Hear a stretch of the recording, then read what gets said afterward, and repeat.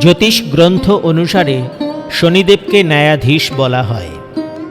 শনিদেব নক্ষত্র মণ্ডলের প্রধান বিচারপতি।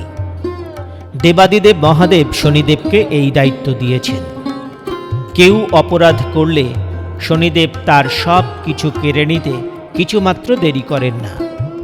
আর কেউ ন্যায়পরায়ণ বা ধার্মিক হলে তাকে ভিখারি থেকে রাজা তৈরি করতে শনিদেব বিন্দু মাত্র দেরি করেন না। জীবনে আসে সুখ ও সমৃদ্ধির ঢেউ। শনিদেবের স্মরণ ও ধ্যান করলে তার কৃপা লাভ সম্ভব। শনিদেবের পূজা অর্চনা ও দানের মধ্য দিয়েও তার অনুগ্রহ পাওয়া যায়।